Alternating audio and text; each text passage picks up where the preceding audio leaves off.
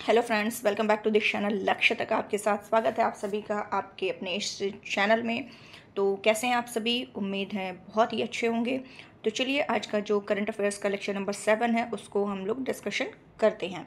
इसके पहले के लेक्चर नंबर 6 तक का प्लेलिस्ट क्रिएट कर दिया गया है। जा करके आप लोग प्लेलिस्ट में जा करके नंबर 1 2 3 करके जो भी है आपको जो लेक्चर देखना हो देख सकते हैं। सारे बहुत ही इंपॉर्टेंट हैं आपके जो आने वाले एग्ज़ाम्स हैं, जैसे RO APS, ठीक है, आगे के PCS एग्ज़ाम, कोई भी एग्ज़ाम, स्टेट वनडे एग्ज़ाम हो, कोई भी एग्ज़ाम, सभी एग्ज़ाम के लिए करंट अफेयर्स तो जानते हैं कितना रोल इम्पोर्टेंट करता है। इस टाइम के जो भी एग्ज़ाम में काफ़ी क्वेश्चन पूछे जाते हैं।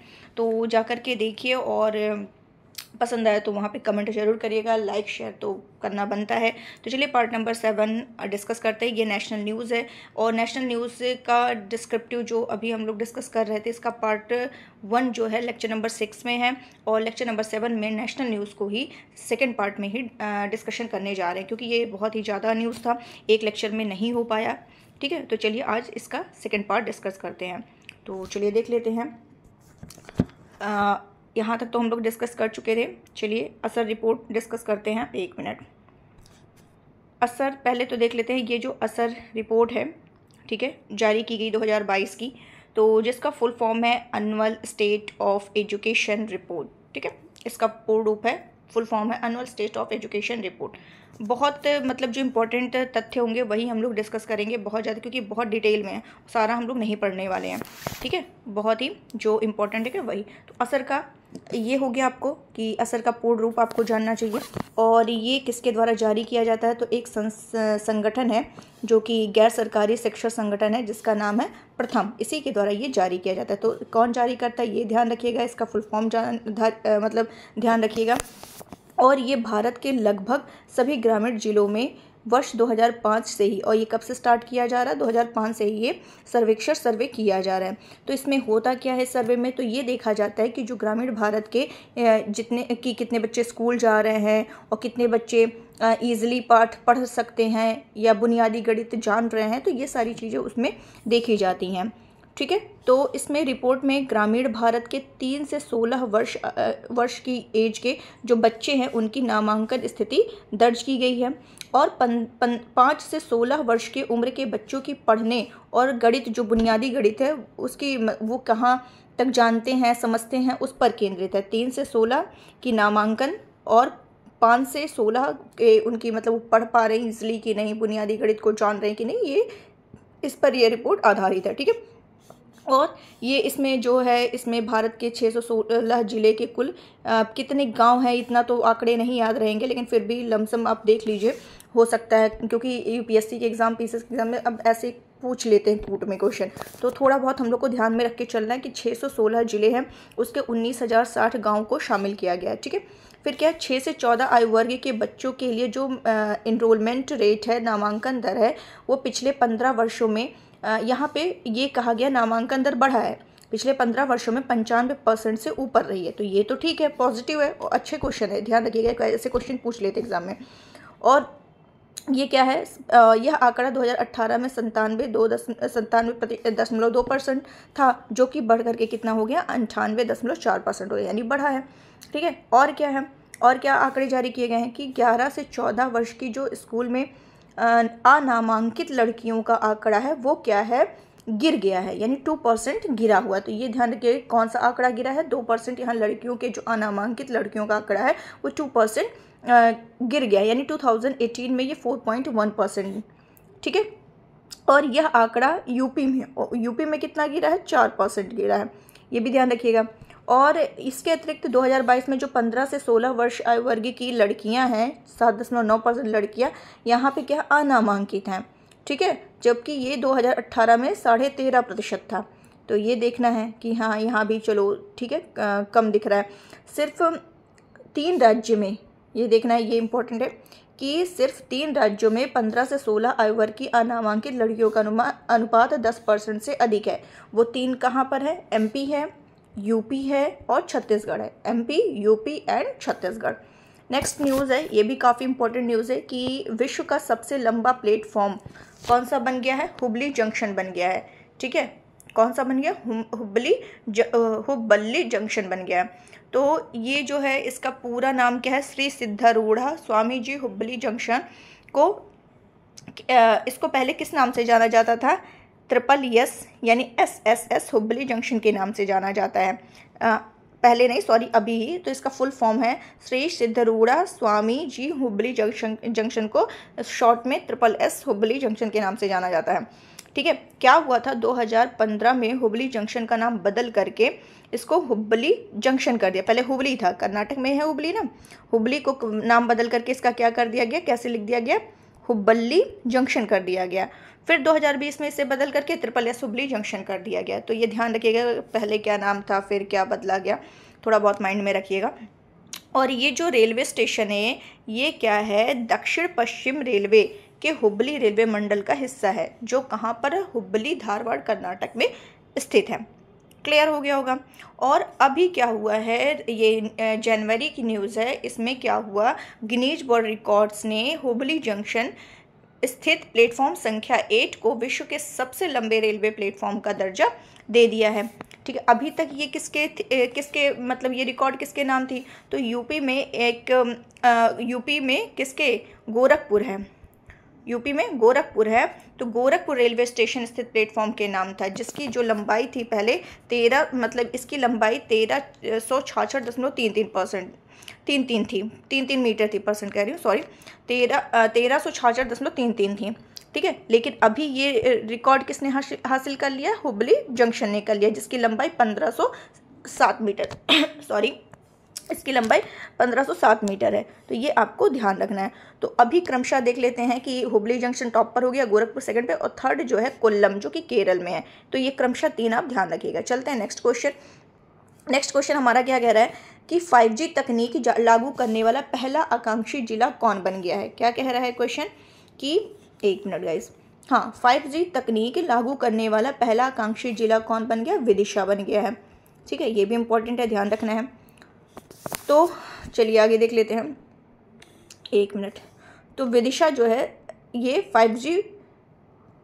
5G उपयोग मामलों की जमीनी स्तर पर तैनाती करने वाला भारत का पहला आकांक्षी जिला बन गया। और विदिशा कहाँ का है, MP का एक आकांक्षी जिला है। कुल 112 आकांक्षी जिलों में बिहार के 13 जिले शामिल हैं।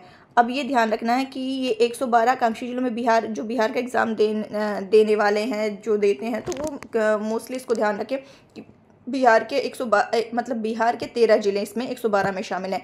तो वो कौन कौन से, सीतामढ़ी, अररिया, पूर्णिया, कटिहार, मुजफ्फरपुर, बेगूसराय, खगड़िया, बांका, शेखपुरा, औरंगाबाद, गया, नवादा, जमुई, ये है। नेक्स्ट चलते हैं, ये भी इंपॉर्टेंट न्यूज़ है। भारत का पहला संविधान साक्षर जिला कौन सा बना है, कोल्लम। कोल्लम क्या है, केरल केरल जो है बहुत ही ज़्यादा न्यूज़ में रहा है। ठीक है, तो ये ध्यान रखिएगा, एक जगह नोट कर लीजिएगा सारा जो केरल से संबंधित न्यूज़ है, ताकि आपको याद करने में आसानी रहे। तो भारत का पहला संविधान साक्षर जिला कौन सा बना है, कोल्लम बना है। ठीक है, तो केरल के कोल्लम को भारत का पहला संविधान साक्षर जिला घोषित किया गया है, ये तो आपको पता हो ही गया है। और वहाँ के जो CM हैं पिनराई विजयन द्वारा ये घोषणा की गई है। और कोल्लम की ये जो उपलब्धि हासिल हुई है, ये संविधान साक्षरता अभियान द सिटीजन 2022 का परिणाम है।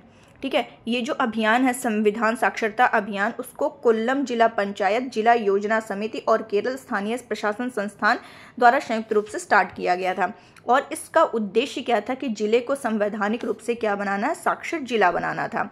और इस अभियान के तहत जिले के 7 लाख से अधिक परिवारों को संविधान के मूल सिद्धांतों पर क्या किया गया, शिक्षित किया गया। और इस अभियान के अंतर्गत लगभग 2000 प्रशिक्षकों को सीनेटर कहा गया है। तो ये ध्यान रखिएगा। चलते हैं नेक्स्ट न्यूज़ क्या है, राष्ट्रीय ग्रीन हाइड्रोजन मिशन। तो ये क्या है, तो ये ध्यान रखिएगा, ये भी काफ़ी इंपॉर्टेंट न्यूज़ है।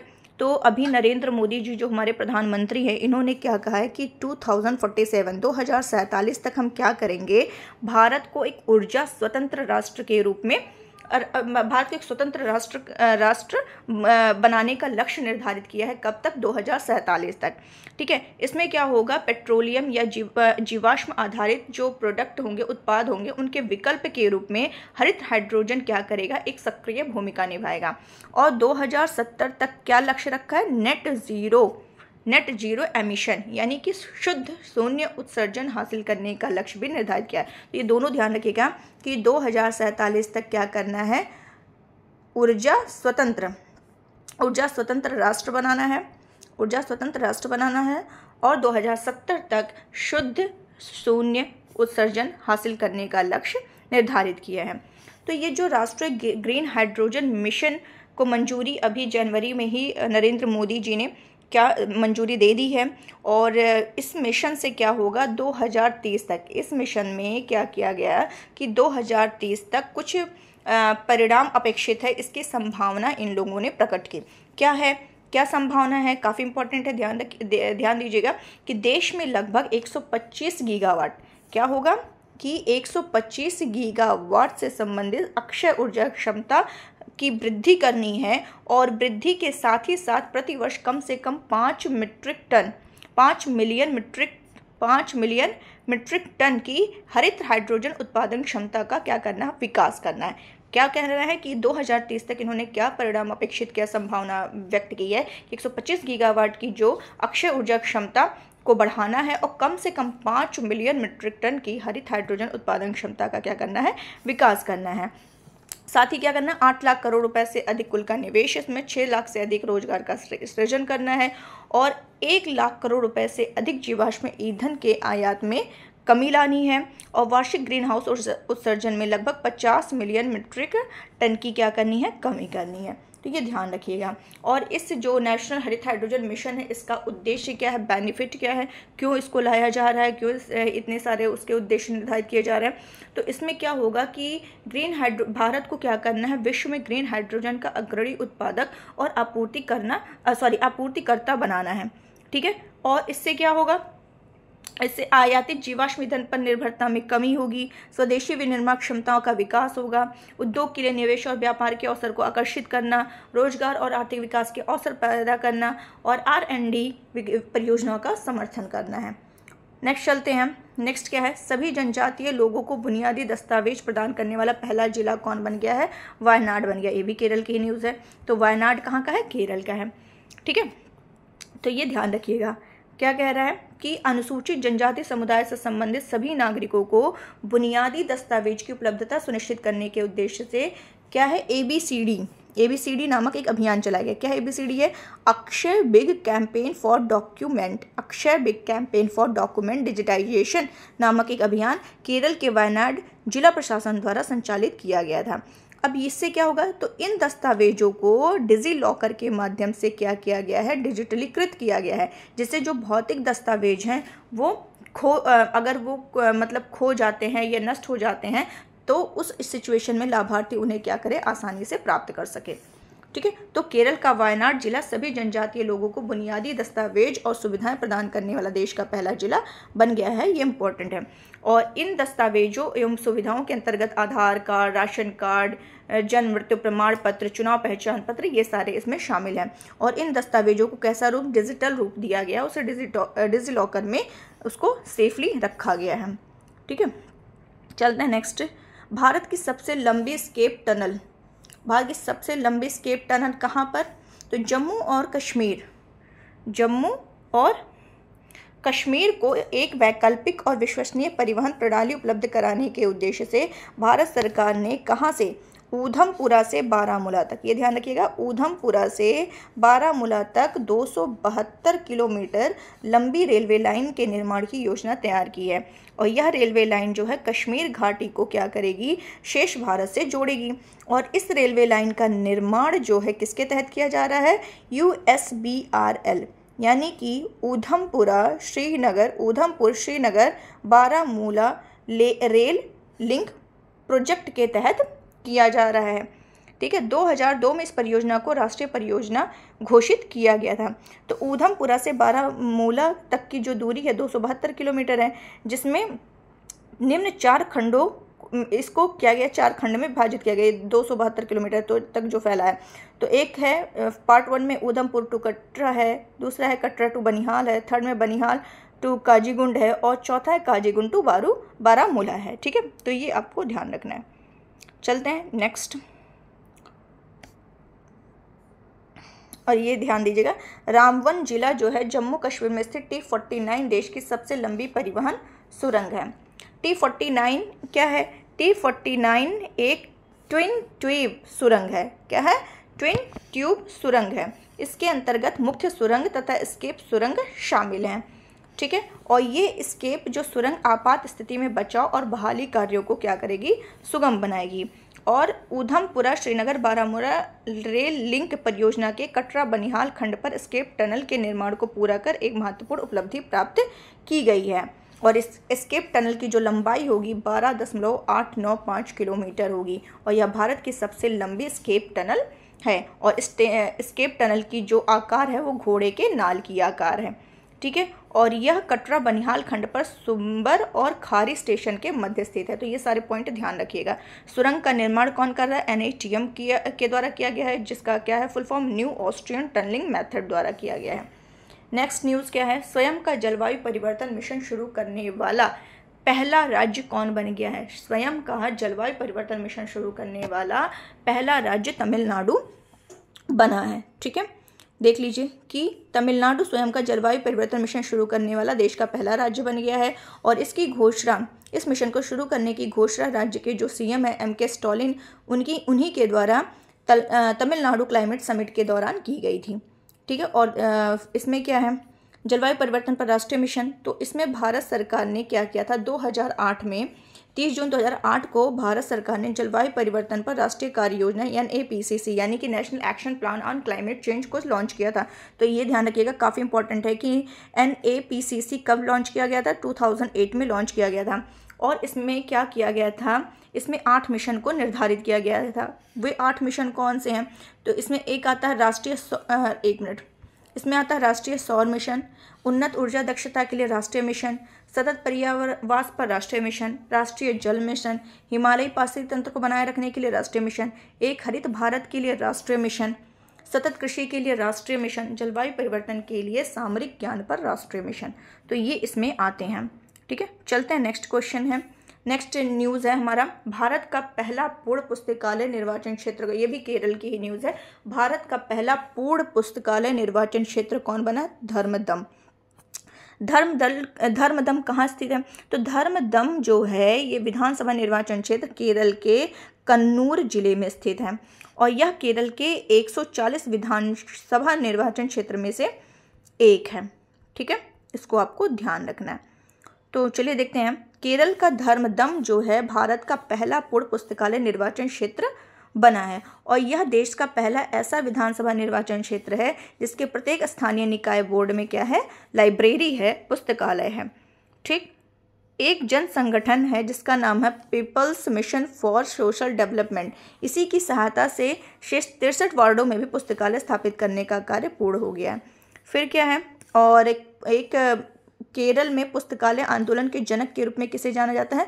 पुथुवाइल नारायण PN पडिक्कर को केरल में पुस्तकालय आंदोलन के जनक के रूप में जाना जाता है। ठीक है, और वर्ष 1996 में जो PN पडिक्कर हैं उन्हीं के सम्मान में केरल सरकार ने क्या किया? 19 जून जब इनकी पुण्यतिथि होती है उसको वायना दिनम के रूप में घोषित किया है। नेक्स्ट है, विश्व का पहला पाम लीफ पांडुलिपि संग्रहालय। विश्व का पहला पाम लीफ पांडुलिपि संग्रहालय कहाँ पर है? केरल की राजधानी तिरुवनंतपुरम में ये विश्व का पहला जो ताड़ के पत्तों के पांडुलिपि संग्रहालय का शुभारंभ किया गया। कहाँ पे? केरल की राजधानी तिरुवनंतपुरम में। और यह इस संग्रहालय में 187 पांडुलिपियों का क्या किया गया है? कलेक्शन किया गया है, संग्रह किया गया है, जो प्राथमिक स्रोतों पर आधारित कहानियों का क्या करेगी? विवरण प्रदान करती है। नेक्स्ट चलते हैं, भारत का सबसे बड़ा तरल अपशिष्ट उपचार संयंत्र। तो अभी क्या हुआ है कि तिरुपति नगर निगम जो कि आंध्र प्रदेश में है, आंध्र प्रदेश का जो तिरुपति नगर निगम है उसने फाइटोरिड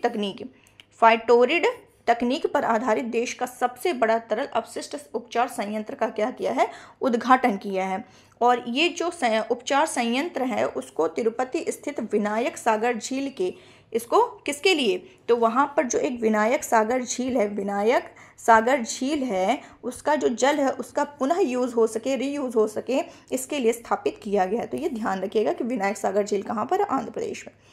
ठीक है। और ये जो उपचार संयंत्र है उसको स्वच्छ आंध्र मिशन पहल के भाग के रूप में स्थापित किया गया है और इसकी जो स्थापित क्षमता है पर डे 5 MLD है, यानी कि मिलियन लीटर्स पर डे है।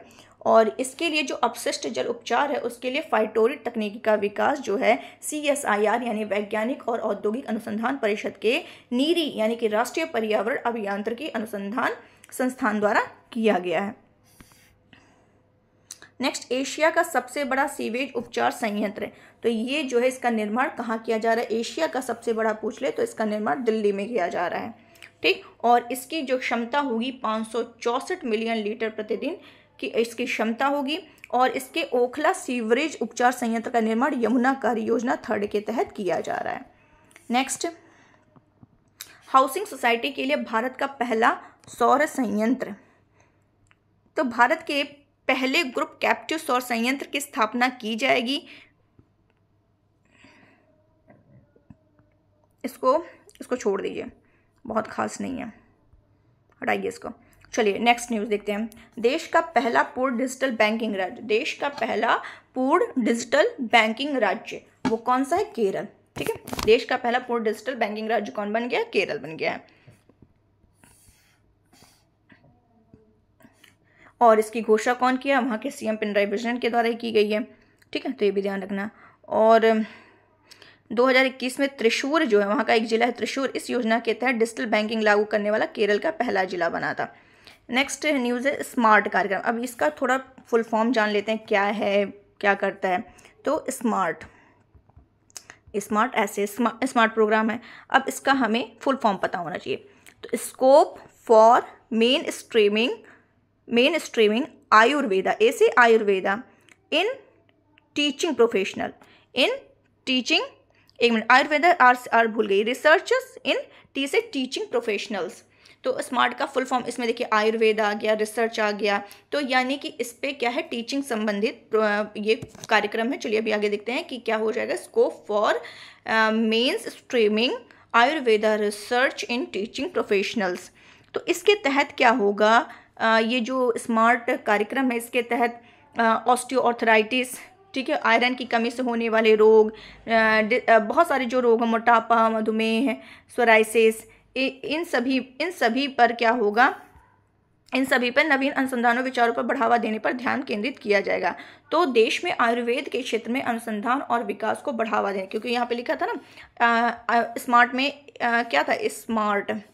स्मार्ट ये था ना, आयुर्वेदा एंड रिसर्च। तो आयुर्वेद के क्षेत्र में क्या करना है? अनुसंधान को बढ़ावा देने के लिए स्मार्ट कार्यक्रम शुरू किया गया है, ठीक।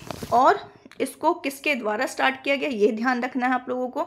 तो national commission for Indian system of medicine, ठीक है, किसके द्वारा? National commission for Indian system of medicine और केंद्रीय मतलब central council for research in Ayurvedic sciences ने क्या किया है? मिलकर के इसको स्टार्ट किया है। और ये दोनों ही भारत सरकार के किसके अधीन आते हैं? आयुष मंत्रालय के अधीन आते हैं। नेक्स्ट न्यूज़ है सामाजिक प्रगति सूचकांक। एक इंडेक्स जारी किया गया जिसका नाम है सामाजिक प्रगति सूचकांक।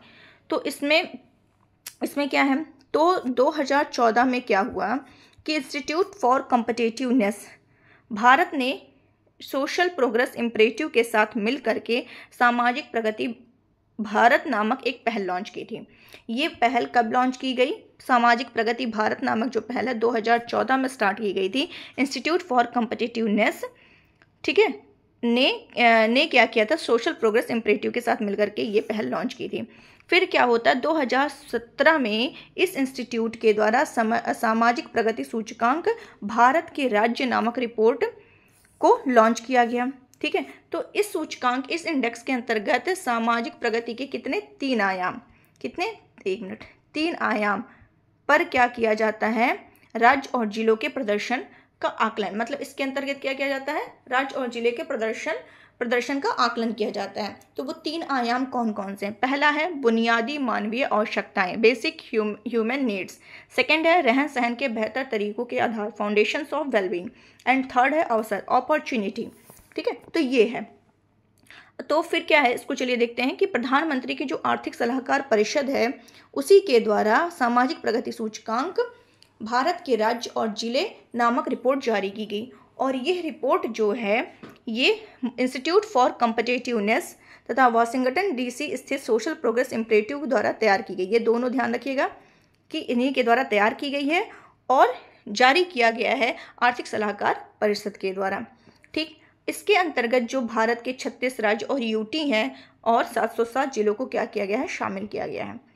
ठीक, और इसमें इसके कितने लेवल, 6 लेवल हैं, इसी के आधार पर रैंकिंग दी गई है। तो लेवल 1 में अत्यधिक उच्च सामाजिक प्रगति, ठीक है, अत्यधिक वाला हो गया। सेकंड पे उच्च सामाजिक, एक अत्यधिक है, सेकंड पे उच्च है, थर्ड पे ऊपरी है यानी अपर मिडिल है, और फोर्थ पे क्या है, लोअर मिडिल है, फिफ्थ पे क्या है, लो स्पेशल है यानी निम्न सामाजिक है, लो सोशल है, एंड सिक्स पे क्या है, वेरी लो है। ठीक है, ये है। तो अगर सर्वाधिक में देखें, सबसे हाई में देखें, तो जो पुदुचेरी है, क्या है, पुदुचेरी, उसको सर्वाधिक SPI स्कोर मिला है। ठीक है, और अगर सभी राज्य और यूटी प्रदेशों में जो न्यूनतम देखें, हाई में पुदुचेरी है और न्यूनतम में कौन है, न्यूनतम में झारखंड। तो ये ध्यान रखना है। टॉप कौन कौन से हैं क्रमशः देखें तो पुदुचेरी, लक्षद्वीप, अगर राज्य और यूटी दोनों की श्रेणी में देखा जाए तो पुदुचेरी, लक्षद्वीप एंड गोवा, और न्यूनतम झारखंड आपको पता है ही। ठीक है, वहीं अगर लेवल 2 में देखें, वैसे हाई ही जानो और लो ही जानो, बट एक और देख लेते हैं कि लेवल 2 में जो है वो जम्मू एंड कश्मीर है, पंजाब है। ठीक है, ये ध्यान। और यूपी का, अपने यूपी का देख लेते हैं। यूपी जो MP का एग्जाम देंगे, MP देख लेते हैं। तो यूपी जो है वो लेवल 5 में है, लेवल 5 में है। ठीक है, यूपी, और उड़ीसा भी 5 में, MP भी है, और बिहार लेवल 6 में, एकदम न्यून वाले में है। ठीक है, ये ध्यान रखना है। और देश के कुल 58 जिले जो है अत्यधिक उच्च सामाजिक प्रगति में शामिल हैं, और देश में सर्वाधिक आइजोल मिजोरम को प्राप्त हुआ है। सर्वाधिक स्कोर देखा जाए तो आइजोल मिजोरम को प्राप्त हुआ है। चलते हैं नेक्स्ट। यूपी के टोटल 14 जिले को लेवल 6 में शामिल किया गया है। नेक्स्ट है कि एक पहल है, ये भी काफ़ी इंपॉर्टेंट न्यूज़ है, जिसमें संयुक्त राष्ट्र को मान्यता दी गई। संयुक्त राष्ट्र की मान्यता प्रदान हुई है किस पहल को, भारत के, तो वो पहल है नमामि गंगे पहल। कौन सा पहल है, नमामि गंगे पहल। तो नमामि गंगे जो कार्यक्रम है, ये एक एकीकृत संरक्षण मिशन है, जिसे 2014 में केंद्र सरकार के द्वारा फ्लैगशिप कार्यक्रम के रूप में इसको स्टार्ट किया गया था। इसके 2 उद्देश्य हैं। क्या उद्देश्य है कि राष्ट्रीय नदी गंगा में प्रदूषण का प्रभावी उपशमन करना है और राष्ट्रीय नदी गंगा का संरक्षण और पुनरुद्धार करना है। ठीक है, और ये जो है केंद्र सरकार के, मतलब ये केंद्र सरकार के वित्त पर आधारित है, यानी ये केंद्रीय क्या है, केंद्रीय क्षेत्रक योजना। एक होता है केंद्रीय प्रायोजित योजना, एक है केंद्रीय क्षेत्रक योजना। तो ये जो है केंद्र सरकार के वित्त पर 100% आधारित कार्यक्रम है। और इसमें क्या है, केंद्र सरकार ने फरवरी 2023 में नमामि गंगे मिशन 2 को स्वीकृति प्रदान की थी। ठीक है, तो ये 2014 में आया था नमामि गंगे, और इसका सेकेंड पार्ट जो है 2023 में, फरवरी 2023 में इसको आया है, जो कि 2026 तक ये रहेगा। ठीक है, तो क्या हुआ है, संयुक्त राष्ट्र ने गंगा नदी पुनरुद्धार नमामि गंगे पहल को प्राकृतिक विश्व को पुनर्जीवित करने वाले विश्व की 10 शीर्ष पुनर्स्थापन फ्लैगशिप पहलों में से एक के रूप में मान्यता दी है। और ये घोषणा कहाँ पर हुई है, अभी जैव विविधता पर अभिसमय के पक्षकारों के सम्मेलन की 15वीं बैठक, यानी CBD COP 15 की बैठक मॉन्ट्रियल कनाडा में हुई है, उसी में ये घोषणा की गई है। ठीक है, और इसमें क्या है, नमामि गंगे सहित कुल 10 पहल को संयुक्त राष्ट्र विश्व पुनर्स्थापन फ्लैगशिप पहल घोषित किया गया है। और ये पहल जो है यूनेप यानी संयुक्त राष्ट्र पर्यावरण कार्यक्रम और FAO संयुक्त राष्ट्र खाद्य एवं कृषि संगठन द्वारा समन्वित एक वैश्विक आंदोलन पारिस्थितिक तंत्र पुनर्स्थापन पर संयुक्त राष्ट्र दशक के बैनर के तहत चयनित किया गया है। ठीक है, चलते हैं नेक्स्ट। गुजरात और हिमाचल प्रदेश विधानसभा चुनाव अभी 2022 में हुए हैं, तो चलिए देख लेते हैं गुजरात का चुनाव। तो अभी क्या हुआ है, संसदीय विधानसभा निर्वाचन क्षेत्र के परिसीमन आदेश 2008 के अनुसार गुजरात विधानसभा में कुल 82 सीटें हैं। गुजरात विधानसभा में कुल कितने हैं, 182 सीटें हैं, और इसमें से 13 सीटें अनुसूचित जातियों के लिए हैं और 27 सीटें STs के लिए हैं, अनुसूचित जनजाति के लिए हैं। ठीक है, और इसमें ये ध्यान रखना है कि जो रिजल्ट जारी हुआ उसमें सत्तारूढ़ भारतीय जनता पार्टी को राज्य विधानसभा में एक बार पुनः बहुमत की प्राप्ति हुई। और इस बार ये भाजपा की लगातार यहाँ पर गुजरात में क्या है, चुनाव में 7वीं जीत है। ठीक है, ये ध्यान रखना है। और टोटल कितने सीटों में भाजपा को 156 सीटों पर हुई है। आगे चलते हैं कि भूपेंद्र पटेल ने गुजरात के मुख्यमंत्री के रूप में, और यहाँ के सीएम कौन बने, भूपेंद्र पटेल बने हैं। चलते हैं नेक्स्ट, हिमाचल प्रदेश का देख लें। तो हिमाचल प्रदेश विधानसभा में कुल 68 सीटें हैं, जिसमें 17 सीटें अनुसूचित जाति के लिए, 3 सीटें अनुसूचित जनजाति के लिए हैं। और ये देखा गया है कि हिमाचल प्रदेश के विधानसभा निर्वाचन इतिहास में दर्ज यह अब तक का सर्वाधिक मतदान प्रतिशत है, जो कि 75.6% हुआ है।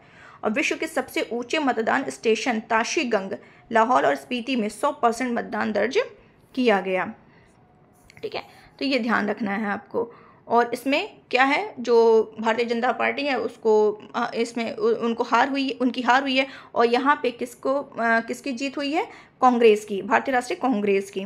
ठीक है, और वहाँ पे जो विधायक है सुखविंदर सिंह सुक्खू ने हिमाचल के नए मुख्यमंत्री के रूप में शपथ ली है, और मुकेश अग्निहोत्री जो है उप मुख्यमंत्री के रूप में शपथ लिए हैं। नेक्स्ट चलते हैं, ये भी काफ़ी न्यूज़ है, मतलब काफ़ी इंपॉर्टेंट न्यूज़ है। हिमालयी याक को खाद्य पशु का दर्जा दिया गया है। अभी एक जानवर न्यूज़ में, जिसका मैंने शॉर्ट्स में अपलोड किया है, जाकर के आप लोग देख सकते हैं, मिथुन जानवर है, उसको भी क्या कहते हैं, खाद्य पशु का, ठीक है, फूड एनिमल का टैग दिया गया है। तो इसको भी दिया गया है हिमालय याक को। तो दोनों ध्यान रखिएगा, दोनों इंपॉर्टेंट है। अभी क्यों दिया जाता है ये यहाँ पे हम लोग डिस्कस कर लेते हैं एक बार फिर से। क्या कह रहा है, पालतू याक है जिसका वैज्ञानिक नाम है बॉस ग्रोनेंस, अधिक ऊंचाई पर पाया जाने वाला पशु है, जिसमें बाइसन, भैंस, मवेशी आदि शामिल होते हैं। ये भारतीय उपमहाद्वीप के हिमालयी क्षेत्र, तिब्बती पठार, मंगोलिया आदि में पाए जाते हैं। ठीक है, भारत में ये कहाँ कहाँ पाया जाता है, लद्दाख हो गया, जम्मू कश्मीर, सिक्किम, अरुणाचल, हिमाचल प्रदेश, पश्चिम बंगाल, उत्तराखंड। मतलब ये जानिए कि ये जो है अधिक ऊंचाई पर पाए जाते हैं, पहाड़ी एरिया में पाए जाते हैं। ठीक है, अभी जो 20वीं पशुधन गणना रिपोर्ट हुई 2019 के अनुसार यहाँ पे भारत में लगभग 58,000 याक हैं। ठीक, जो कि पिछली 2012 में जो आयोजित पिछली पशुधन गणना थी उसमें लगभग 24.67% कम है। अभी क्या हुआ कि जो FSSAI है, मतलब food safety and standards authority of India, भारतीय खाद्य संरक्षण मानक प्राधिकरण है, इसी ने क्या किया है, इसको हिमालयी याक को खाद्य पशु के रूप में स्वीकार किया है। अब जो है इसमें, और ये इसकी सिफारिश किसने की थी, पशुपालन और डेयरी विभाग के द्वारा की गई थी। खाद्य पशु क्या होते हैं, फूड एनिमल क्या होते हैं, तो ये फूड एनिमल वे एनिमल होते हैं जिन्हें मनुष्य क्या करता है, पालता है, और फिर उसको खाद्य उत्पादन या उपभोग के लिए इसका उपयोग किया जाता है। तो अब जब FSSAI द्वारा खाद्य पशु के रूप में पहचान कर दी गई है, तो इस याक को पारंपरिक दूध और मांस उद्योग का हिस्सा बनाने में क्या मिलेगी, हेल्प मिलेगी। और इससे जो याक की संख्या में गिरावट हो रही है उसको कंट्रोल करने में भी क्या होगा, हेल्प होगा। नेक्स्ट न्यूज़ है, प्रयागराज, आगरा और गाजियाबाद में पुलिस कमिश्नर प्रणाली कहाँ है, ये ध्यान रखिएगा। यूपी के जो मतलब एग्ज़ाम है उसमें ये पूछा जा सकता है कि प्रयागराज हो गया, आगरा हो गया और गाजियाबाद, यहाँ पर क्या है, पुलिस कमिश्नर आयुक्त प्रणाली। भारतीय संविधान की अनुसूची जो है 7, टोटल कितनी अनुसूचियाँ हैं, 12 अनुसूची। ठीक है, तो उसमें जो 7वीं अनुसूची है उसके अंतर्गत जो है पुलिस को किसके, राज्य सूची के अंतर्गत रखा गया है। ठीक, पुलिस को किस सूची में, राज्य सूची में रखा गया है। और 7वीं अनुसूची को 3 भागों में बांटा गया है। कौन कौन सा, केंद्र, राज्य, समवर्ती। तो जो पुलिस डिपार्टमेंट है वो राज्य सूची के अंतर्गत आता है। ठीक, परंपरागत पुलिसिंग व्यवस्था में जिले की पुलिस पर नियंत्रण के लिए जिलाधिकारी और अन्य प्रशासनिक अधिकारियों के पास कार्यपालक मजिस्ट्रेट की शक्तियां निहित होती हैं। वहीं पुलिस कमिश्नर आयुक्त प्रणाली में ये शक्तियां कमिश्नर के पास होती हैं। क्या हुआ, उत्तर प्रदेश मंत्रिमंडल द्वारा राज्य के 3 नए जिलों में, यूपी में 3 नए जिलों में पुलिस आयुक्त प्रणाली लागू करने का निर्णय लिया गया। कौन कौन सा, आगरा, प्रयागराज और गाजियाबाद। ठीक है, ध्यान रखिएगा। और रमित शर्मा को प्रयागराज, प्रीतिंदर सिंह को आगरा, अजय कुमार मिश्रा को गाजियाबाद का पुलिस कमिश्नर नियुक्त किया गया। प्रयागराज, रमित शर्मा, आगरा, प्रीतिंदर सिंह, अजय कुमार मिश्रा को गाजियाबाद का। ठीक है, तो ये ध्यान रखना है। और ये जो आगरा, गाजियाबाद, प्रयागराज की जो नगरीय जनसंख्या है वो 10 लाख से अधिक होने के दृष्टिगत मंत्रिपरिषद ने इन 3 जनपदों को महानगर क्षेत्र घोषित किए जाने की स्वीकृति दी है। ठीक है, 10 लाख प्लस।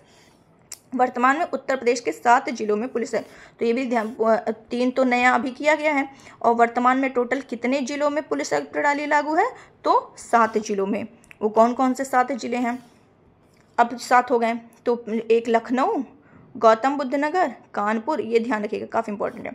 तो लखनऊ, गौतम बुद्ध नगर, कानपुर, वाराणसी, गाजियाबाद, आगरा, प्रयागराज। फिर से बोल रही हूँ, लखनऊ, गौतम बुद्ध नगर, ठीक है, कानपुर, वाराणसी, गाजियाबाद, आगरा एंड प्रयागराज। तो ध्यान रखिएगा, काफ़ी इंपॉर्टेंट न्यूज़ है ये आपके लिए।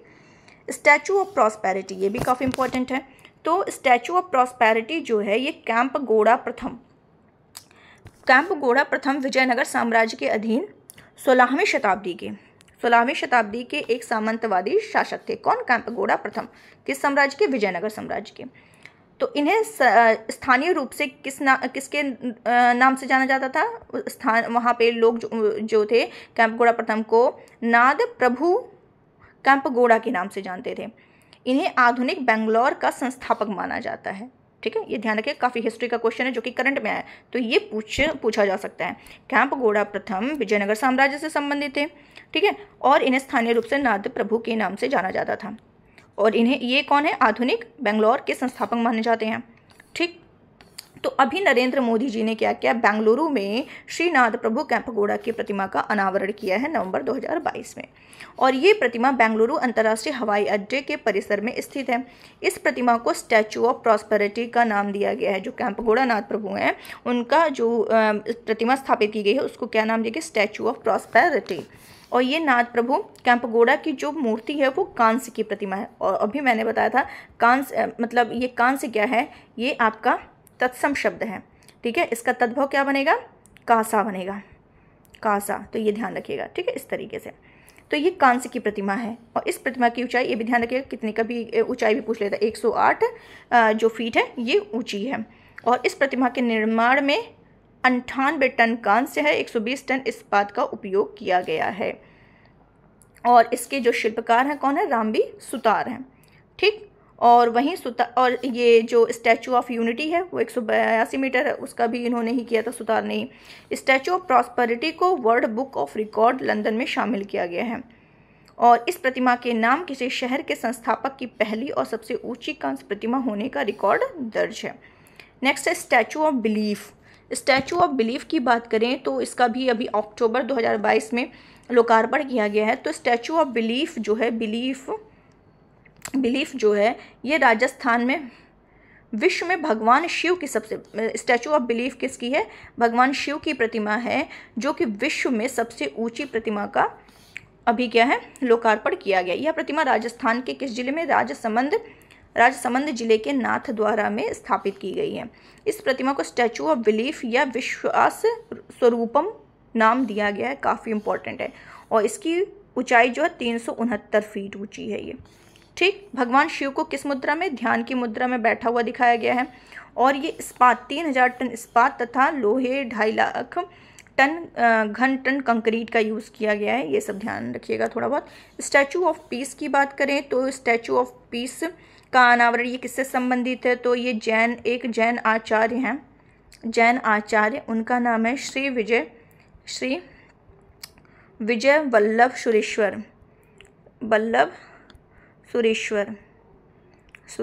ठीक है, श्री विजय वल्लभ सुरेश्वर जी महाराज की प्रतिमा है जो स्टैचू ऑफ पीस से संबंधित है। और 151 फीट ऊंची है ये, और अष्ट धातु से निर्मित है जिसमें कॉपर जो है मुख्य घटक है। और यह प्रतिमा पाली राजस्थान में जैतपुरा स्थित विजय वल्लभ साधना केंद्र में स्थापित है। स्टैचू ऑफ इक्वलिटी यानी समानता की बात करें, इक्वलिटी वो भी फरवरी 2022 में इसको समर्पित किया गया था। तो स्टैचू ऑफ इक्वलिटी किसकी है? ये क्वेश्चन पूछा गया था एग्जाम में, क्योंकि ये 2022 में जो एग्जाम हुए थे उसमें पूछा गया था। Shri Ramanujacharya, statue of equality किसकी है? श्री रामानुजाचार्य की प्रतिमा है। और ये हैदराबाद तेलंगाना शमशाबाद स्थित त्रिदंडी चिन्ना जीयर स्वामी आश्रम में स्थित है। आश्रम भले ना पूछे, लेकिन ये हैदराबाद तेलंगाना शमशाबाद में स्थित है। स्टैचू ऑफ इक्वलिटी को हिंदी में समता मूर्ति नाम दिया गया है। और इसकी जो ऊंचाई है 216 फीट ऊंची है। और ये पंचलोह से निर्मित है, 5 धातुओं का संयोजन है, स्वर्ण, चांदी, तांबा, पीतल, जस्ता। स्वर्ण, चांदी, पीतल, तांबा, जस्ता। और इसको भी बैठी हुई मुद्रा में जो विश्व की दूसरी सबसे ऊंची प्रतिमा बताई गई है, क्योंकि विश्व की सबसे ऊंची प्रतिमा किसकी मानी गई है? थाईलैंड स्थित ग्रेट बुद्धा जो कि थाईलैंड में है, और इस प्रतिमा की जो ऊंचाई है 302 फीट है। स्टैचू ऑफ डिग्निटी की बात करें तो स्टैचू ऑफ डिग्निटी जो है यूपी के जो मुख्यमंत्री योगी आदित्यनाथ ने अयोध्या जनपद में स्वामी रामानुजाचार्य की प्रतिमा का अनावरण किया है, ठीक है। और ये स्टैचू ऑफ डिग्निटी यानी मर्यादा मूर्ति का नाम दिया है, और यह प्रतिमा हैदराबाद में स्थापित स्वामी रामानुजाचार्य की 216 फीट ऊंची प्रतिमा स्टैचू ऑफ इक्वलिटी की छोटी प्रतिकृति है, तो ये ध्यान रखिएगा। Statue of peace Jammu Kashmir में स्थित है, तो अमित शाह जी ने इसका क्या किया? अनावरण किया है statue of peace Jammu Kashmir वाले का। ये भी स्वामी रामानुजाचार्य की प्रतिमा है, और स्टैचू ऑफ पीस इससे भी इसका नाम दिया गया है। और यह प्रतिमा शुद्ध सफ़ेद मकराना संगमरमर द्वारा निर्मित है, जिसका वजन लगभग 600 किलोग्राम है। नेक्स्ट चलते हैं, यूपी का पहला राइट ईट स्टेशन। काफ़ी इंपॉर्टेंट न्यूज़ ये भी है, यूपी का पहला ईट राइट स्टेशन। तो FSSAI ने क्या किया है? सभी भारतीयों को सुरक्षित, स्वस्थ और दीर्घकालिक आहार की उपलब्धता सुनिश्चित करने के लिए ईट राइट इंडिया नामक आंदोलन संचालित कर रहा है। और ईट राइट इंडिया की टैगलाइन क्या है? सही भोजन बेहतर जीवन। और ईट राइट रेलवे स्टेशन किसके नेतृत्व में? FSSAI के नेतृत्व में इस आंदोलन के अंतर्गत संचालित पहलों में से एक है। तो इतना ज़्यादा नहीं डिटेल पढ़ना, बस एक मिनट कहाँ चला गया? ये वेट करिए थोड़ा सा, 1 मिनट, काफ़ी ऊपर चला गया है। बस 1 मिनट, काफ़ी नीचे आ गई क्या? यहाँ से देखते हैं क्या है कि प्रयागराज रेलवे स्टेशन को क्या किया गया है? FSSAI द्वारा ईट राइट स्टेशन का प्रमाणन दिया गया है। तो Prayagraj railway station eat right station प्रमाण पत्र प्राप्त करने वाला यूपी का पहला और उत्तर मध्य रेलवे का तीसरा ये लाइन ध्यान रखिएगा, यूपी का पहला और उत्तर मध्य रेलवे का तीसरा रेलवे स्टेशन है, ठीक। इसके पहले 2 रेलवे स्टेशन में उत्तर मध्य रेलवे में ग्वालियर है, ग्वालियर और डबरा है, ठीक है। और देखते हैं उत्तर मध्य रेलवे के Dabhaura railway station Rewa MP को दिसंबर 2022 में कानपुर रेलवे स्टेशन को भी ईट राइट स्टेशन प्रमाणन प्रदान किया गया था, ठीक है। और अगर देखा जाए कि देश का पहला ईट राइट स्टेशन के रूप में किसे? मुंबई सेंट्रल रेलवे स्टेशन को दिया गया था। और रेल यात्रियों को उच्च गुणवत्ता का पौष्टिक भोजन उपलब्ध कराने के लिए वाराणसी कैंट रेलवे स्टेशन को 5 स्टार रेटिंग, अगर 5 स्टार रेटिंग के साथ ईट राइट स्टेशन का प्रमाणन का दर्जा दिया गया है, वह है वाराणसी कैंट रेलवे स्टेशन को। नेक्स्ट न्यूज़ है प्रधानमंत्री भारतीय जन उर्वरक परियोजना, एक राष्ट्र एक उर्वरक। तो इसमें क्या हुआ है कि नरेंद्र मोदी जी ने प्रधानमंत्री भारतीय जन उर्वरक परियोजना एक राष्ट्र एक उर्वरक का शुभारंभ किया। कब? अक्टूबर 2022 में इसका क्या हुआ? शुभारंभ हुआ। और ये जो भारतीय जन उर्वरक परियोजना एक राष्ट्र एक उर्वरक के तहत प्रधानमंत्री ने भारत यूरिया बैंक को भी लॉन्च किया, भारत यूरिया बैंक। अब ये भारत यूरिया बैंक, इसके अंतर्गत क्या होगा? उर्वरक के लिए एक ही ब्रांड और लोगो का उपयोग किया जाएगा। मतलब कि एक राष्ट्र एक उर्वरक, इसके अंतर्गत क्या होगा? जो सब्सिडी वाले उर्वरक हैं वो पूरे देश में एक ही ब्रांड के नाम के तहत विक्रय किए जाएंगे, और उस ब्रांड का नाम रखा जाएगा भारत, ठीक है। यानी अब यूरिया पूरे देश में केवल भारत ब्रांड नाम के तहत ही उपलब्ध होगा, ठीक है। ये आपको क्लियर हो गया होगा। इस योजना के तहत कंपनियों को अपने उर्वरक बैग के केवल 1/3 स्थान पर अपना नाम, लोगो और अन्य प्रासंगिक उत्पाद संबंधी जानकारी प्रदर्शित करने की अनुमति होगी। शेष 2/3 स्थान पर भारत ब्रांड नाम और PM भारतीय जन उर्वरक परियोजना के लोगों को दिखाना होगा, ठीक। और DAP यानी कि urea, di ammonium phosphate, muriate of potash, nitrogen phosphorus potassium आदि के लिए एकल ब्रांड नाम क्रमशः Bharat urea, Bharat DAP, Bharat MOP और भारत NPK आदि प्रयुक्त होगा। ये भी आपको क्लियर हो गया होगा, ठीक है। नेक्स्ट है पब्लिक अफेयर्स इंडेक्स 2022। इसमें क्या है? तो ये क्या हुआ है? पब्लिक अफेयर्स सेंटर द्वारा जो ये रिपोर्ट है पब्लिक अफेयर्स इंडेक्स से, इसको प्रकाशित किया गया, ठीक है। और ये इसका 7वां संस्करण है। इस सूचकांक में राज्यों को जनसंख्या आकार की दृष्टि से इतना काफ़ी इंपॉर्टेंट नहीं है, लेकिन थोड़ा सा देख लेते हैं। बड़े राज्यों की श्रेणी में इसमें क्या किया गया है, केंद्र शासित प्रदेशों को शामिल नहीं किया गया है इसमें, ठीक है। पब्लिक अफेयर्स इंडेक्स में यूटीज़ को शामिल नहीं किया गया। बड़े राज्य की श्रेणी में हरियाणा को टॉप पर रखा गया है और छोटे राज्यों की श्रेणी में सिक्किम को श्रेष्ठ उस पर रखा गया है, ठीक। आगे चलते हैं और यूपी को देख लेते हैं। यूपी को बड़े राज्य की श्रेणी के तहत शामिल किया गया है। आगे चलते हैं। हिमाचल प्रदेश की 2 जल विद्युत परियोजनाओं की आधारशिला। हिमाचल प्रदेश में 2 जल विद्युत परियोजनाओं की आधारशिला रखी गई है। इसको भी छोड़ दीजिए, आगे चलते हैं। एक मिनट।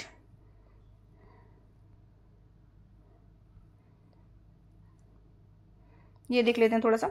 बल्क ड्रग पार्क की आधारशिला रखी गई है। इसमें से कुछ न्यूज़ हमारे लिए इंपॉर्टेंट, जैसे विश्व में क्या कहते हैं, आकार के आधार पर भारत औषध उद्योग जो है आकार के आधार पर विश्व में तीसरा सबसे बड़ा और मूल्य के आधार पर 14 सबसे बड़ा उद्योग है। जो हमारा भारत औषध उद्योग है विश्व में तीसरा सबसे बड़ा आकार के आधार पर, लेकिन मूल्य के आधार पर 14वां सबसे बड़ा है।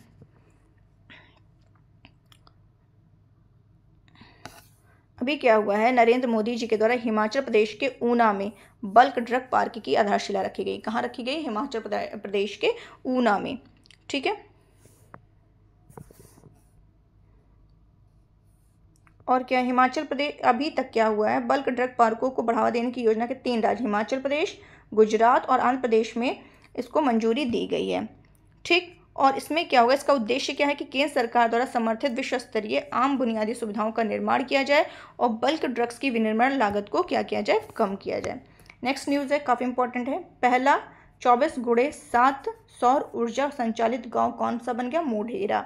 तो मोढेरा गांव जो है ये कहाँ का स्थित है? गुजरात में है। गुजरात के मेहसाणा जिले में स्थित है और ये गांव जो है सूर्य मंदिर के लिए फेमस है। मोढेरा का सूर्य मंदिर काफ़ी फेमस है, इसीलिए जाना जाता है। तो ये मंदिर जो है किस नदी की सहायक नदी? एक नदी है रूपेड़ नदी, रूपेड़ नदी। तो इसकी एक सहायक नदी है पुष्पावती। रूपेड़ की सहायक नदी है पुष्पावती के तट पर स्थित है, ध्यान रखिएगा, काफ़ी इम्पॉर्टेंट है, ठीक है। तो इस मंदिर का निर्माण किसने किया था? चालुक्य वंश के राजा भीम प्रथम के शासन के दौरान कराया गया था। ये भी इम्पॉर्टेंट है कि ये जो मंदिर है, ठीक है, मोढेरा का जो सूर्य मंदिर है ये चालुक्य वंश के राजा भीम प्रथम के शासन के दौरान बनाया गया था और मोढेरा को मोढेरापुरा के नाम से भी जाना जाता है, ठीक। और मोढेरा को भारत का पहला 24 घंटे सौर ऊर्जा से संचालित गांव घोषित किया है नरेंद्र मोदी जी ने। और मोढेरा स्थित सूर्य मंदिर में हेरिटेज लाइटिंग का भी उद्घाटन किया है। यह मंदिर भारत का पहला ऐसा विरासत स्थल बन गया है जो पूर्णतः सौर ऊर्जा द्वारा संचालित है, ठीक है। और पूरे सूर्य मंदिर और पूरे गांव को सौर ऊर्जा के माध्यम से संचालित करने वाली यह अपनी तरह की पहली परियोजना है, ठीक। और इस गांव में भू आधारित 6 मेगावाट क्षमता का एक सौर ऊर्जा संयंत्र भी स्थापित किया गया है। आगे चलते हैं। और मोढेरा का सौरीकरण सूर्य ग्राम परियोजना के तहत किया गया है, ध्यान रखिए, किसके तहत किया गया? सूर्य ग्राम परियोजना के तहत किया गया है। और मोढेरा जो है भारत का प्रथम शुद्ध नवीकरणीय ऊर्जा उत्पादक गांव बन गया। यह ऐसा पहला गांव है जहां सौर ऊर्जा संचालित अत्याधुनिक इलेक्ट्रिक वाहन चार्जिंग स्टेशन है। नेक्स्ट चलते हैं। स्वच्छता ही सेवा 2022 और सुजलम 1 तथा 2.0 अवार्ड। चलिए देख लेते हैं। ओफो, बार बार ऊपर चला जा रहा है, 1 मिनट रुकिएगा, बस आ जा रहा है, स्लाइड बहुत जल्दी भाग जा रही है, 1 मिनट, बस आ गया। चलिए ये न्यूज़ था, क्या कह रहा है कि स्वच्छता ही सेवा, ठीक है। अभी क्या हुआ है कि अक्टूबर 2022 में स्वच्छ भारत दिवस 2022 के अवसर पर स्वच्छता ही सेवा 2022 सुजलम 1.0 2.0 के तहत सर्वश्रेष्ठ प्रदर्शन करने वाले राज्य और यूटी को क्या किया गया? अवार्ड दिया गया है। तो इसके अतिरिक्त क्या किया गया? जो ठोस और तरल अपशिष्ट प्रबंधन है उनके लिए नवाचार प्रौद्योगिकी हेतु स्टार्टअप ग्रैंड चैलेंज के विजेताओं की भी क्या की गई है? घोषणा की गई है। तो इसमें स्वच्छता ही सेवा 2022 के तहत जो टॉप स्टेट और यूटी हैं उनमें कर्नाटक, बिहार और लक्षद्वीप को क्या किया गया है? रैंकिंग दी गई, कर्नाटक, बिहार और लक्षद्वीप को। और सुजलाम के तहत जो राज्य हैं वो हैं, सुजलाम 1.0 के तहत है वो एमपी है, महाराष्ट्र है, एमपी और महाराष्ट्र। और सुजलाम 2.0 के तहत कर्नाटक एंड तेलंगाना है, ठीक। नेक्स्ट न्यूज़ है स्वच्छ सर्वेक्षण ग्रामीण। स्वच्छ भारत दिवस के अवसर पर स्वच्छ सर्वेक्षण ग्रामीण 2022 रिपोर्ट जारी की गई, जिसे पेयजल एवं स्वच्छता विभाग के द्वारा इसे यह सर्वेक्षण या सर्वे पूरा किया गया है। तो इसमें क्या किया गया है, इसमें देख लेते हैं कि जो उत्तर प्रदेश का जो स्कोर है वो उत्तर प्रदेश 18वें रैंक पर है, यूपी किस में है, ग्रामीण वाले में 18वें रैंक पर है, और टॉप जो है वो तेलंगाना, हरियाणा, तमिलनाडु है। तेलंगाना, हरियाणा और तमिलनाडु है। और वहीं छोटे राज्यों में देखें यूटीज में तो अंडमान और दादरा है। ठीक, और जिले की बात करें, ये तो राज्य हो गया, जिले में भिवानी टॉप पर है। ठीक है, और मोबाइल ऐप एवं वेब पोर्टल के माध्यम से सर्वाधिक भागीदारी वाला राज्य कौन सा है, यूपी है। और वहीं सबसे कम भागीदारी वाला, एक मिनट, यहाँ पे भागीदारी वाला राज्य यूपी है। और मोबाइल ऐप एवं वेब पोर्टल के माध्यम से सर्वाधिक भागीदारी वाला जिला बोले तो कानपुर देहात है। स्वच्छ सर्वेक्षण, और ये शहरी, वो तो ग्रामीण था, और स्वच्छ भारत मिशन शहरी 2.0 ये जो है, इसमें अगर देखा जाए तो सबसे स्वच्छ, इसमें देखते हैं यहाँ पर कि इसमें देखिए 1 लाख से अधिक जनसंख्या श्रेणी पर लगातार छठी बार इंदौर को भारत का सबसे स्वच्छ शहर, भारत का सबसे स्वच्छ सिटी की बात करें तो छठी बार इंदौर को क्या किया गया, टॉप श्रेणी में रखा गया। और सेकंड पे सूरत है, थर्ड पे नवी मुंबई है। और वहीं 1 से 10 लाख जनसंख्या श्रेणी में देखा जाए तिरुपति, आंध्र प्रदेश का तिरुपति है, और कर्नाटक का मैसूर है, और अरुणाचल प्रदेश को अंतिम स्थान पे रखा गया है। ठीक, और 100 शहरी स्थानीय निकायों से कम जो है तो त्रिपुरा, झारखंड है, और 100 शहरी स्थानीय निकायों से, इतना ज़्यादा नहीं याद हो पाएगा, वही मेन आप लोग याद रख लीजिए। ठीक है, चलते हैं नेक्स्ट, आगे चलते हैं। प्रेरक दौड़ सम्मान के तहत भी देख लीजिए 3 शहर हैं, तो सूरत हो गया, इंदौर हो गया, महाराष्ट्र हो गया। प्रेरक दौड़ सम्मान के तहत अनुपम यानी गोल्ड श्रेणी में यूपी के गौतम बुद्ध नगर को शामिल किया गया, ये लाइन आप ध्यान रख लीजिए। ठीक है, इसके अतिरिक्त सिल्वर में प्रदेश के 2 शहर और हैं यूपी के, मथुरा और अमरोहा है। इंदौर ने भारत के पहले 7 स्टार मुक्त शहर में उभर करके अपनी स्थिति को मजबूत किया है। अगर कचरा मुक्त शहर की श्रेणी में देखें तो उसमें गाजियाबाद और लखनऊ को 3 स्टार शहर के रूप में प्रमाणित किया गया है। ठीक, और तिरुपति आंध्र प्रदेश को सफाई मित्र सुरक्षा चुनौती में सर्वश्रेष्ठ शहर का पुरस्कार किया गया। और हाँ, ये देख लीजिए काफ़ी इंपॉर्टेंट है, शीर्ष 5 गंगा नहर, तो 5 नहीं 2 3 तो देख लीजिए। 1 लाख से कम जनसंख्या वाले जो गंगा नगर है वो बिजनौर है, कन्नौज और गढ़मुक्तेश्वर है। बिजनौर, कन्नौज, गढ़मुक्तेश्वर। और 1 लाख से अधिक जनसंख्या वाले में हरिद्वार, वाराणसी, ऋषिकेश। हरिद्वार, वाराणसी, ऋषिकेश। इसकी PDF मैं आज शेयर कर दूंगी ग्रुप में, तो आप लोग वहाँ से उसको ले लीजिएगा। और ग्रुप की लिंक जो है वो चैनल के डिस्क्रिप्शन बॉक्स में दे दी जाएगी। और प्लीज़ गाइज लेक्चर को लाइक करना बिल्कुल मत भूलिए, लाइक, शेयर, एंड जिसने अभी सब्सक्राइब नहीं किया वो सब्सक्राइब जरूर कर लीजिए। तो चलिए नेक्स्ट देखते हैं, PM श्री स्कूल योजना देख लेते हैं। ठीक है, तो PM श्री स्कूल योजना में क्या है कि PM श्री स्कूल देश भर के 14,500 से अधिक स्कूलों के विकास के लिए एक नई योजना, तो ये ध्यान रखिए कितने स्कूल हैं, 14,500 प्लस के। तो इसके तहत क्या होगा, जो केंद्र सरकार है, राज्य है, यूटीज़ हैं, स्थानीय निकाय हैं, उनके द्वारा प्रबंधित कुछ चयनित मौजूदा स्कूलों को क्या किया जाएगा, सुदृढ़ बनाया जाएगा। ठीक है, और PM श्री स्कूलों को ग्रीन स्कूल के रूप में क्या कह रहा है कि इनको क्या है, ग्रीन स्कूल के रूप में विकसित किया जाएगा। और इसके तहत क्या होगा, पर्यावरण अनुकूल पहलू जैसे सौर पैनल है, LED लाइट्स हैं, प्राकृतिक खेती है, अपशिष्ट प्रबंधन, ये सब शामिल किए जाएंगे। और PM श्री स्कूलों को समग्र शिक्षा KVS, NVS के लिए उपलब्ध मौजूदा प्रशासनिक ढांचे के माध्यम से लागू किया जाएगा। मिशन स्कूल ऑफ एक्सीलेंस क्या है, तो नरेंद्र मोदी जी के द्वारा गुजरात के अडालज स्थित त्रिमंदिर में मिशन स्कूल्स ऑफ एक्सीलेंस का शुभारंभ किया गया है। इसका उद्देश्य गुजरात में शिक्षा के बुनियादी ढांचे को क्या करना है, सुदृढ़ बनाना है। और यह मिशन जो है विश्व बैंक द्वारा आंशिक रूप से क्या है, वित्त पोषित है। नेक्स्ट न्यूज़ है नमस्ते योजना। नमस्ते योजना काफ़ी इंपॉर्टेंट है, चलिए देख लेते हैं। नमस्ते योजना को कब लॉन्च किया गया, 2022 में लॉन्च किया गया, 17 अगस्त 2022 को नमस्ते योजना को लॉन्च किया गया। और नमस्ते का फुल फॉर्म क्या है, नमस्ते यानी national action for mechanised sanitation ecosystem, मशीनीकृत स्वच्छता पारिस्थितिकी तंत्र के लिए राष्ट्रीय कार्यवाही। ये केंद्रीय क्षेत्र की योजना है। और ये योजना ध्यान रखिएगा, ये पॉइंट किसके द्वारा शुरू की गई है, सामाजिक न्याय और अधिकारिता मंत्रालय और आवास एवं शहरी कार्य मंत्रालय के द्वारा ये स्टार्ट की गई है। और इसके तहत वर्तमान चरण में क्या है कि 500 शहरों, अमृत शहरों को कवर करते हुए शामिल किया गया है। और इसका उद्देश्य क्या है, तो भारत में स्वच्छता कार्य के कारण किसी की मौत न होना, स्वच्छता संबंधी सभी कार्य कुशल द्वारा संपादित किया जाना, किसी भी सफाई कर्मचारी का मानव मल पदार्थ के सीधे संपर्क में न आना, स्वच्छता कर्मचारियों को स्वयं सहायता समूहों में एकत्र करना और उन्हें स्वच्छता उद्यम चलाने का अधिकार प्रदान करना, सभी सीवर और सेप्टिक टैंक कर्मचारियों की पहुंच वैकल्पिक आजीविका तक होना। ठीक है, ये सारे इसके क्या हैं, उद्देश्य हैं। चलते हैं नेक्स्ट न्यूज़ कवर करते हैं। मंडला जो है पहला कार्यात्मक रूप से साक्षर जिला बना जो कि एमपी का है।